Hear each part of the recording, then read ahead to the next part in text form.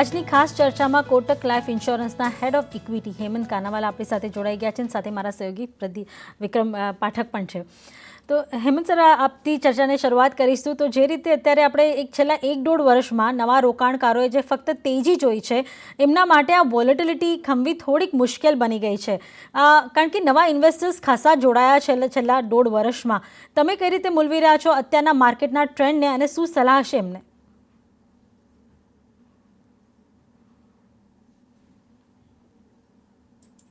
Sir, આપનો અવાજ mute છે. જી સોરી. નહીં, સો તમે જેમ કીધું તેમ બરાબર છે કે લાસ્ટ 1 વર્ષમાં જે લોકો એપ્રિલ મહિનાથી ઇન્વેસ્ટ કરવાનું ચાલુ કર્યું છે, લોકો ઇનિશિયલી થોડી વોલેટિલિટી જોઈ, કારણ કે થોડી અનસર્નિટી લાગતી હતી. પણ જેમ વેવ 1 ખતમ થયો એના પછી એક તરફી તેજી જોઈ છે. અને આ વર્ષે આપણે જોઈએ તો સ્મોલ કેપ, મિડ કેપ, જ્યાં રિટેલ ઇન્વેસ્ટર પોતે જાતે ઇન્વેસ્ટ કરતો હોય છે, ત્યાં બહુ મોટી આપણે તેજી જોવા મળી છે. એટલે એ રીતે ઇન્વેસ્ટરનો લાસ્ટ 1 વર્ષમાં એક્સપિરિયન્સ ઘણો સારો રહ્યો છે. એની અગેન્સ્ટ આપણે જોઈએ કે 2015 થી 20 જ્યારે ઇન્વેસ્ટરો ઇન્વેસ્ટ કરતા હતા, કન્ટિન્યુઅસલી મ્યુચ્યુઅલ ફંડમાં ઇન્વેસ્ટમેન્ટ આવી રહ્યું હતું, ત્યારે માર્કેટ એક સબડ્યુડ રિટર્ન આપતું હતું અને એ રીતે એ લોકોનો એક્સપિરિયન્સ રિલેટિવલી એટલો સારો નહોતો. તો આ તો આપણે ઘડી ઘડી જોયું કે માર્કેટ કોઈ તમને ફિક્સ ડિપોઝિટ નથી કે એવરી યર રિટર્ન આપશે. માર્કેટ ઓલવેઝ સ્પોરેડિક રિટર્ન આપતું હોય છે કે ઘણી વખત 1-2 વર્ષ યા 3-4 વર્ષ સારા જાય અને પછી કરેક્શન આવે. તો પહેલી વાત તો એ છે કે ઇન્વેસ્ટરે આ વસ્તુ ધ્યાનમાં રાખવી જોઈએ કે કરેક્શન એ માર્કેટનો નિયમ છે. વન વે તેજી થવી આપણે ઈચ્છા રાખી શકીએ, પણ જરૂરી નથી અને હિસ્ટ્રી એ સજેસ્ટ નથી કરતી.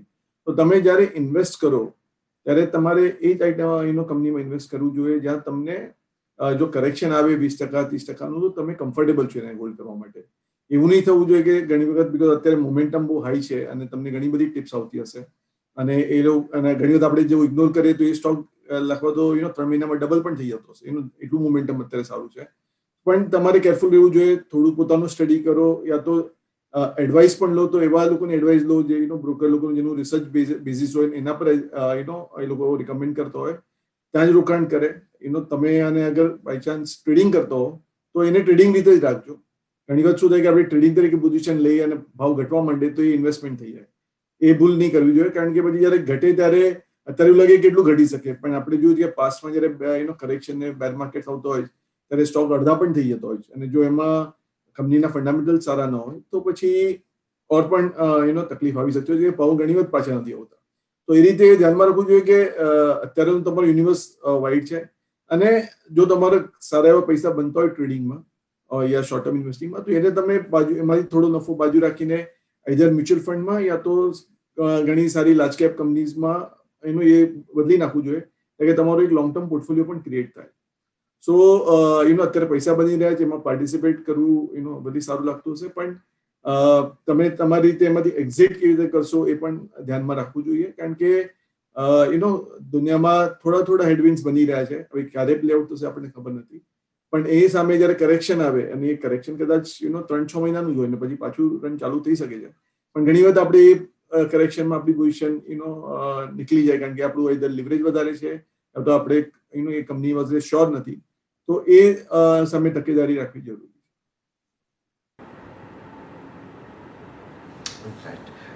સાથે સર એક બીજું પાસું અત્યારે ખાસ એ પણ સમજવા માંગીશું કે માર્કેટની અંદર અત્યારે જે પ્રમાણેનું આપણને સાઇડવેઝ કન્સોલિડેશન ઇન્ડેક્સ લેવલ ઉપર થતું દેખાઈ રહ્યું છે, પણ સ્ટોક સ્પેસિફિક એક્શન જોવો તો આખા બદલાઈ ગયા છે. સેક્ટર્સની અંદર પણ એવું બની રહ્યું છે કે ઘણા સેક્ટર્સની અંદર આખી મૂવ આવી રહી છે, પણ સેક્ટર સ્પેસિફિક કે કોઈ સ્ટોક છે એ નથી ચાલી રહ્યા. તો આવા તબક્કે જે રોકાણકારો છે એમને કેવી રીતના ધ્યાન રાખવું જોઈએ? અત્યારે કોઈ વ્યવસ્થિત કરેક્શન માટે વેઇટ કરવી જોઈએ કે પછી માર્કેટનું કોઈ બ્રેકઆઉટ આવે એના માટે વેઇટ કરવી જોઈએ, કે ઇન્વેસ્ટમેન્ટ સ્ટ્રેટેજી આવા બજારની અંદર શું રાખવી જોઈએ?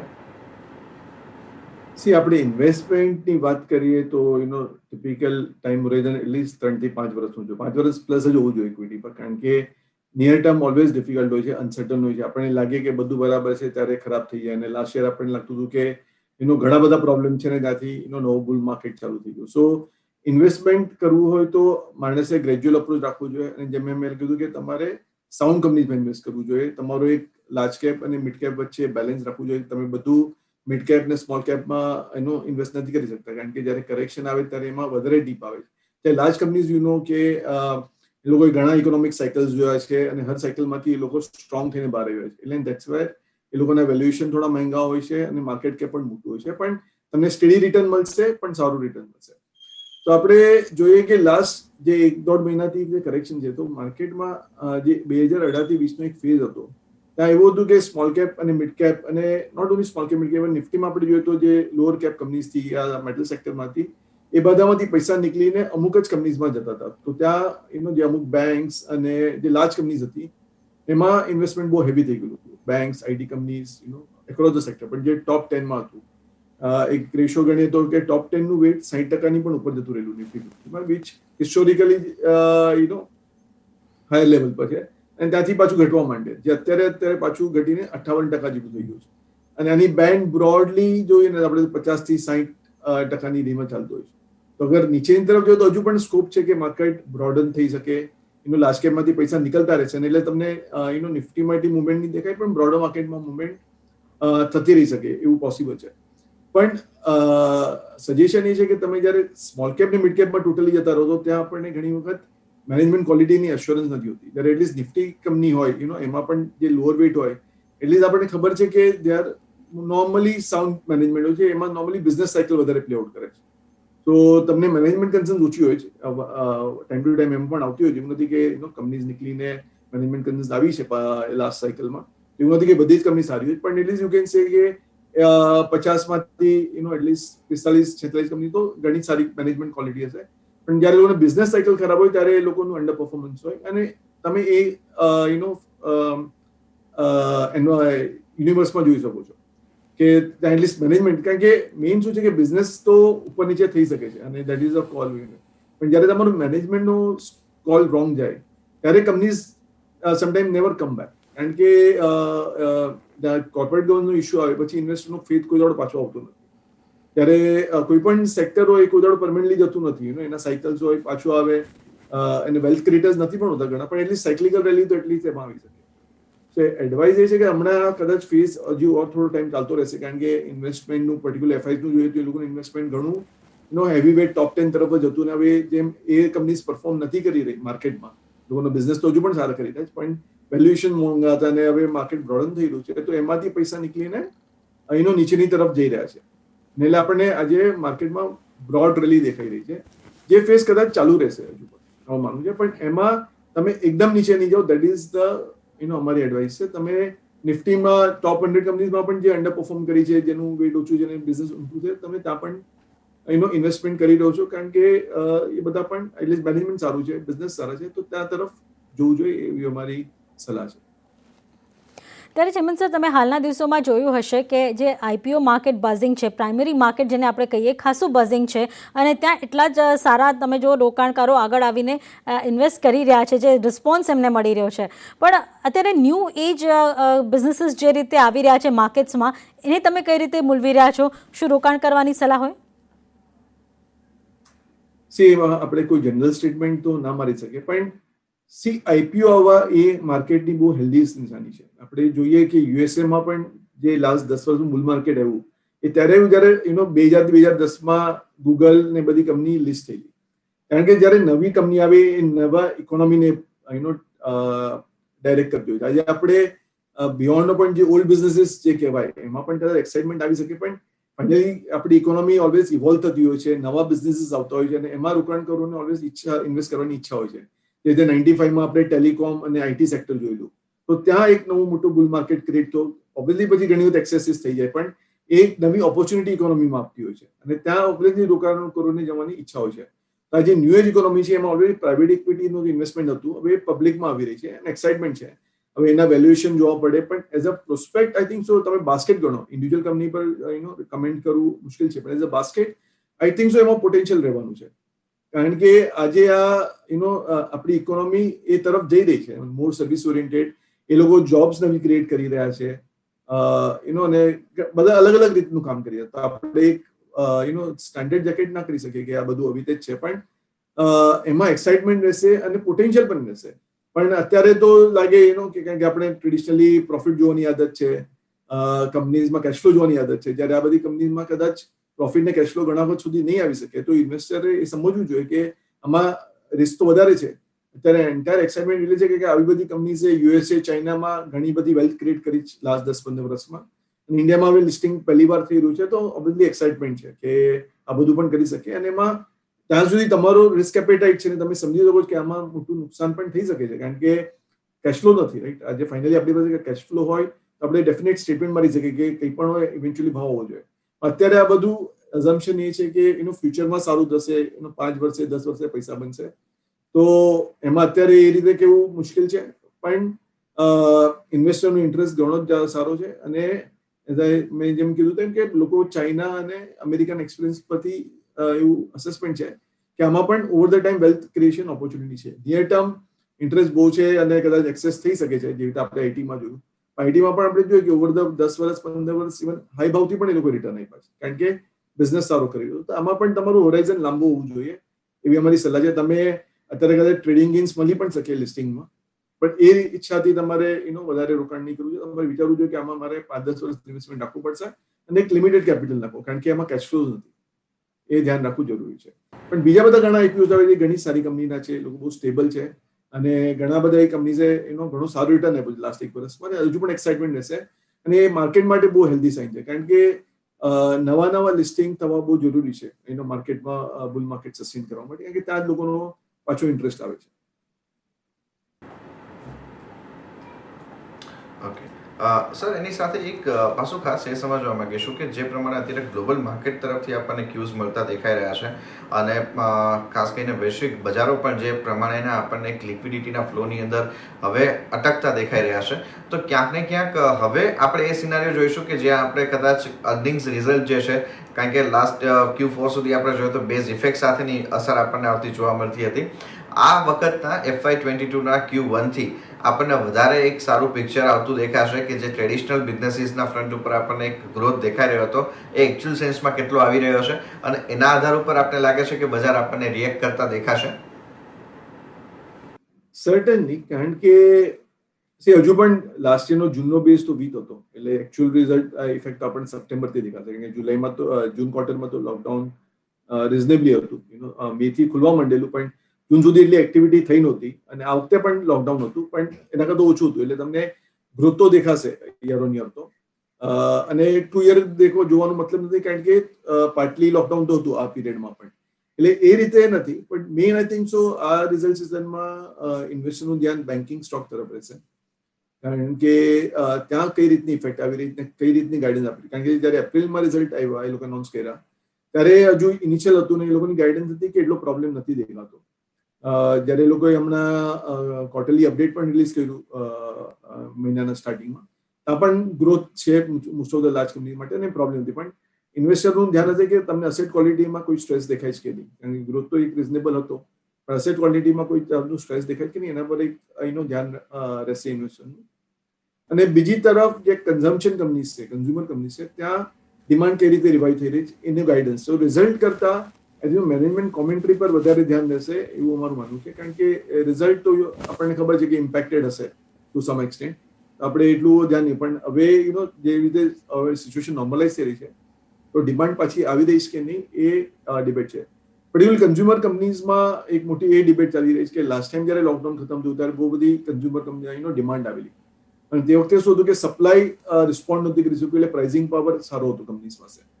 આજે આપણે જોઈએ તો એક કન્સર્ન એ છે કે આ વખતે wave 2 was impact wise was severe than wave 1, ઘણા બધાની ઇમ્પેક્ટ થઈ છે. તો કન્ઝમ્પશન ડિમાન્ડ પાછી આવશે કે સબડ્યુટ રહેશે, એના પર એક મોટી ડિબેટ છે. તો કંપનીની ગાઈડન્સ એના માટે સાંભળવી ઘણી જરૂરી છે, અને એના પર ઇન્વેસ્ટરોનું ધ્યાન રહેશે. તો આઈ થિંક રિઝલ્ટ કરતા મેનેજમેન્ટ કોમેન્ટ્રી વધારે ઇમ્પોર્ટન્ટ રહેશે, કારણ કે market is always forward looking. જે થઈ ગયું એમાં તો ઠીક છે, એટલે સ્ટોક સ્પેસિફિક રિએક્શન આવશે, પણ આપણે બ્રોડર માર્કેટ જોઈએ તો એ ફ્યુચર ગાઈડન્સ માટે વધારે જોશે, અને એના પર ધ્યાન રહેશે.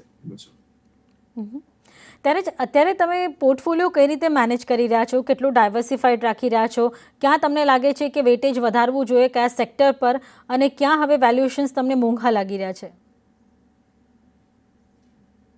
તો ઓવરઓલ જ માર્કેટમાં વેલ્યુએશન્સ તો મોંઘા છે જ. આપણે જોઈએ તો દેર આર પોકેટ્સ જે માર્કેટની રિલેશનમાં સસ્તા લાગી રહ્યા છે, પણ આપણે એ લોકોની હિસ્ટોરિક વેલ્યુએશન જોઈએ તો એ લોકો ટુવર્ડ ધ અપર રેન્જ જ છે. પણ કઈ સેગમેન્ટમાં અમે પોઝિટિવ છે તો અમે એક તો પ્રાઇવેટ બેંક્સમાં અમારું ધ્યાન છે, કારણ કે ત્યાં એવું માનવું છે ઓબ્વિયસલી અહીંયા અસેટ ક્વોલિટીના ચેલેન્જીસ આવી શકે, પણ એમાં એવું લાગે છે કે જે લાર્જર બેંક્સ છે એ લોકો એ લોકોની બેલેન્સ શીટ સારી છે, અસેટ ક્વોલિટી પ્રોબ્લેમ લાસ્ટ 6 વર્ષમાં એટલા આવ્યા નથી, એ લોકોનું ટેકનોલોજીમાં ઇન્વેસ્ટમેન્ટ ઘણું સારું છે અને એ લોકોની કોસ્ટ ઓફ કેપિટલ ઘણી નીચે આવી ગઈ છે, એટલે એ લોકોને વધારે રિસ્ક લેવાની જરૂરત નથી અને એ લોકો એક સ્ટેડી ગ્રોથ લોન્સમાં બતાવી શકે છે.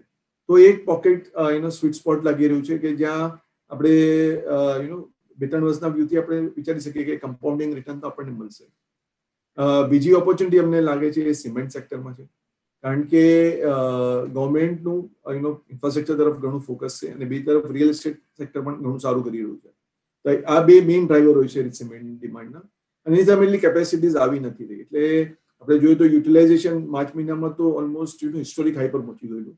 એપ્રિલ મેમાં થોડું સબડ્યુટ થયું, પણ જૂનમાં અગેન ઇન્ડિકેશન છે કે ડિમાન્ડ બહુ સ્ટ્રોંગલી રિબાઉન્ડ થઈ ગઈ છે. તો સિમેન્ટમાં અમને લાગે છે કે એનો ટ્રેક્શન સારું રહેશે, પ્રાઇસિંગ પાવર રહેશે અને એમાં પણ ઇન્ડસ્ટ્રી કન્સોલિડેટ કરી રહી છે. તો એ સેક્ટરમાં અમને લાગે છે કે લાંબા વ્યૂથી ઇન્વેસ્ટ કરવું જોઈએ.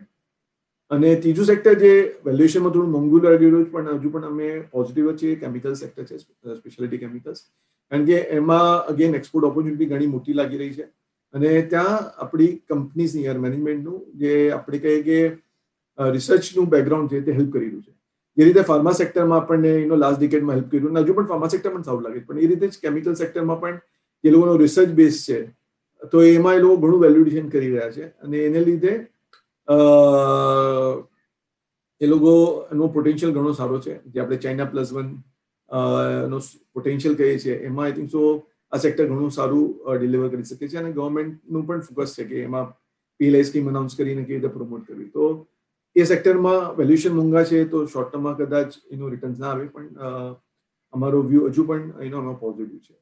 અને ચોથું સેક્ટર છે તે ફાઇનાન્શિયલ સેવિંગ્સ છે, જે રીતે ઇન્સ્યોરન્સ છે માં અમે પોઝિટિવ છે, કારણ કે લાસ્ટ 1 વર્ષમાં જે રીતનું સ્ટ્રેસ લોકોએ જોયું છે ઓન બોથ હેલ્થ સાઇડ અને લાઈફ સાઇડ અનફોર્ચ્યુનેટલી, નથી આઈ થિંક સો ઇન્વેસ્ટરને રિયલાઇઝ થયું હશે કે આ બધું કોસ્ટ તરીકે ના ગણવું જોઈએ, they are really required for the safety of the family.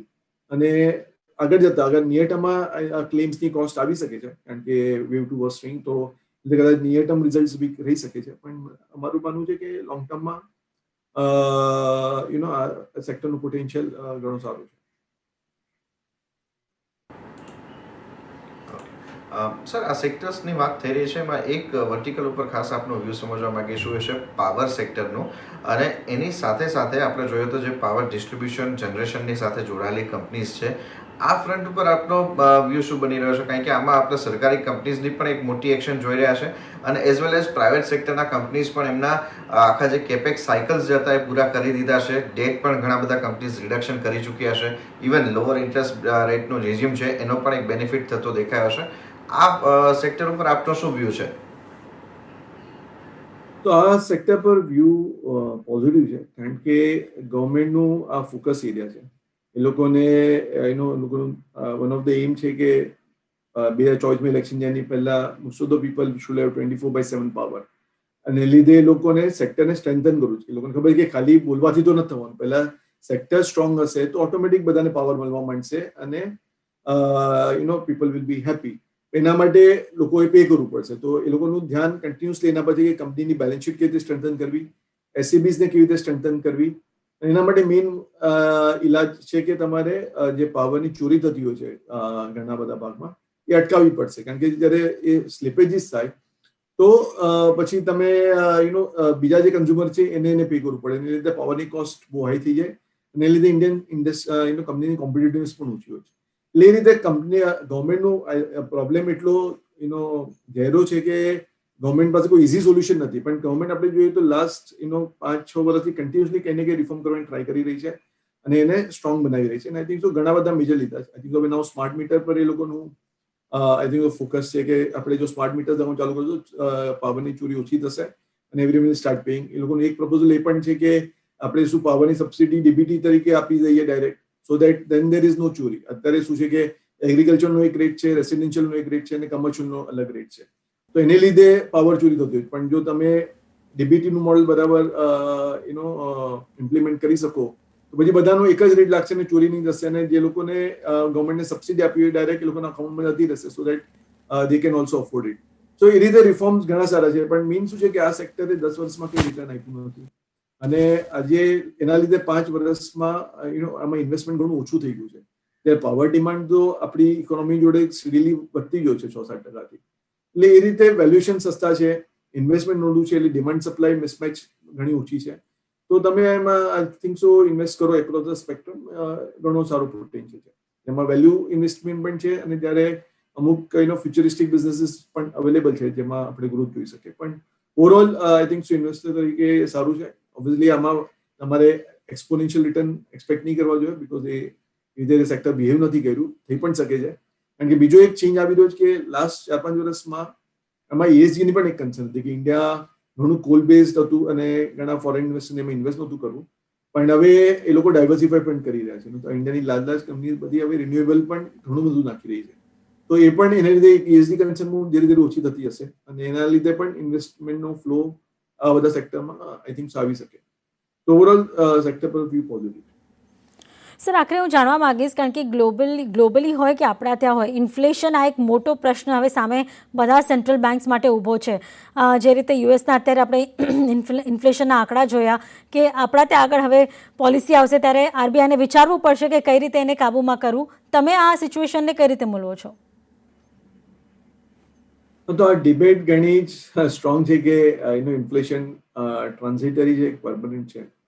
પણ આઈ થિંક સો પહેલા તો બધાનું વ્યૂ હતું કે ટ્રાન્ઝિટરી છે, કારણ કે જ્યારે કોવિડ થયું ત્યારે સપ્લાય ને રિએક્ટ કરતા થોડો ટાઈમ લાગ્યો, કારણ કે ઘણી બધી વસ્તુ લોકડાઉનમાં હતી.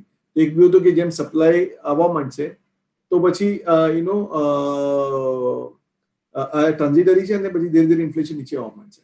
પણ આપણે એક તરફ જોઈએ તો ઘણા બધા કારણો સ્ટ્રક્ચરલ પણ છે. જે રીતે ચાઇનામાં એ લોકોને પોલ્યુશન કંટ્રોલ કરવા માટે એ લોકો હવે મેટલ્સ પર ડિફોકસ કરી રહ્યા છે કે આપણે મેટલ્સ જે પોલ્યુટિંગ છે, જે પણ ઇન્ડસ્ટ્રી પોલ્યુટિંગ છે એ આપણે ઓછું કરીએ. એ રીતે જ આ કેમિકલ્સની પણ આપણે જેમ વાત કરી તો એ લોકો એક છે કે લોકોને પણ ડાયવર્સિફાઈ કરવું છે, જે કન્ઝ્યુમર્સ છે તે લોકોને, એઝ વેલ એઝ ચાઇનાને પણ હવે એ લોકોનું ફોકસ એમાં ઇન્વેસ્ટમેન્ટ ઓછું કરવું છે, કારણ કે એ બધું આથી પોલ્યુશન વધતું હોય છે, અને એ લોકોએ લાસ્ટ 10 વર્ષમાં ઘણી મોટી કેપેસિટી બનાવી દીધી, એટલે એ લોકોને એના પરથી ધ્યાન કાઢવું છે. તો એને લીધે એક હાયર રહેશે. આપણે અમેરિકામાં જોઈએ તો ત્યાં હાઉસિંગ ઇન્ફ્લેશન ઘણું સ્ટ્રોંગ છે. હાઉસિંગ બહુ સ્ટ્રક્ચરલ છે ને, એમાં કઈ ઓવરનાઇટ સપ્લાય કઈ આવવાનું નથી. તો એ બધા ફેક્ટરથી એવું લાગે છે કે શું ઇન્ફ્લેશન સ્ટ્રક્ચરલ પણ છે, કારણ કે અમુક બાજુ જે છે ત્યાં સપ્લાય લાગે છે કે પરમનન્ટલી ઇમ્પેક્ટેડ છે, અને એ કઈ તમારું નિયર ટર્મમાં નીચે આવી નહીં જાય, કારણ કે અનલેસ ચાઇના ચેન્જીસ પોલિસી. તો લોકો 2016-17માં પણ એવું ચાલુ કરેલું, પણ પછી ડાયલ્યુટ કરીને લીધે મેટલ પ્રાઇસીસ પાછા નીચે આવી ગયેલા. પણ ધીસ ટાઈમ લાગે છે કે લોકોનું કમિટમેન્ટ ઘણું સ્ટ્રોંગ છે, કારણ કે એસ એ લોકોને પોતાની ઇકોનોમી મોર કન્ઝમ્પશન તરફ લઈ જવી છે ફ્રોમ ઇન્વેસ્ટમેન્ટ. તો એ રીતે પણ એ લોકોને મેટલ્સમાં વધારે ઇન્વેસ્ટમેન્ટ નથી કરવું, કારણ કે એ લોકોને પોતાની જરૂરિયાત પણ નથી, અને એ લોકોને માનવું છે કે આપણે દુનિયાને એક્સપોર્ટ કરવા માટે આપણે ત્યાં કેમ પોલ્યુશન કરવું જોઈએ. પોતાના કન્ઝમ્પશન માટે હજુ કરતો હોય તો મતલબ છે, પણ પોતાના ત્યાં પોલ્યુશન વધારીને દુનિયામાં એક્સપોર્ટ કરીને મતલબ નથી. એટલે એ લોકો રિયલી ડિફોકસ કરે છે. એટલે અમુક ફેક્ટર્સ એવા છે કે જે લાગે જ પરમનન્ટ છે. આ ડિબેટ તો ઓનલી ટાઈમ વિલ સેટલ, એમાં વ્યૂ બનાવવું ડિફિકલ્ટ છે, પણ એવું કહી શકે એકદમ માર્જિન અમુક ફેક્ટર્સ એવા ઇન્ડિકેટ કરી રહ્યા છે કે પરમનન્ટ ઇન્ફ્લેશન ઘણા ટાઈમ સુધી એલિવેટેડ રહેશે. જે ફૂડ ઇન્ફ્લેશન છે એમાં લાગે છે કે કદાચ નીચે આવી જશે, કારણ કે એમાં ઘણું લાસ્ટ 1 વર્ષમાં સ્ટોકિંગ થયું હતું. જ્યારે કોવિડ હતું ત્યારે ફૂડ ગ્રેનની શોર્ટેજ હતી ને બધાએ સ્ટોકિંગ કરેલું. ચાઇનામાં પણ ઘણી સ્ટ્રોંગ ડિમાન્ડ હતી, એ પણ હવે ધીરે ધીરે ઓછી આવી. તો જે ફૂડ ઇન્ફ્લેશન છે એ લાગે છે કે ધીરે ધીરે નીચે આવશે. પણ અમુક જે બીજા છે, એ તો યુએસમાં હાઉસિંગ ઇન્ફ્લેશન છે, અને ચાઇનામાં જે સપ્લાય ઓછું થયું મેટલ એ પરમનન્ટ રહી શકે છે, અને એને લીધે એકદમ નીચે તો નહીં જ આવે ઇન્ફ્લેશન. વરી એ છે કે એકદમ રોકેટ થઈ જશે કે, પણ એ કહેવું અત્યારે મુશ્કેલ છે ઓનેસ્ટલી, અને પણ ધ્યાન રાખવું જોઈએ. એવું આપણે ઇગ્નોર ના કરી શકીએ કે ટ્રાન્ઝિટરી છે અને થઈ જશે, કારણ કે જો આવી રીતે એલિવેટેડ રહ્યું અને ઇકોનોમી નોર્મલાઇઝ થવા માંડી તો સેન્ટ્રલ બેન્ક્સ આ ઇન્ફ્લેશન ઇગ્નોર નહીં કરી શકે, અને લોકોએ પછી એના માટે કંઈ ને કંઈ કરેક્ટિવ સ્ટેપ્સ લેવા પડશે, જે માર્કેટ માટે નિયર ટર્મમાં ડિસ્ટ્રપ્ટિવ હોઈ શકે. એટલે આપણે એના પર ક્લોઝલી ધ્યાન રાખવું જરૂરી છે. તો ઘણો આભાર હેમંતજી, આપનો સમય ફાળી અમારી સાથે આ સમગ્ર ચર્ચામાં જોડાયા અને માર્કેટના આ મેક્રોઝ ઉપર અમારા દર્શકોને ખાસ આ વ્યૂઝ આપ્યા. ઘણો આભાર સર. તો એ સાથે જ હાલ મને નિશાને પણ આપજો રજા. આગળ અપડેટ માટે જોડાયેલા રહો CNBC બજાર સાથે. નમસ્કાર.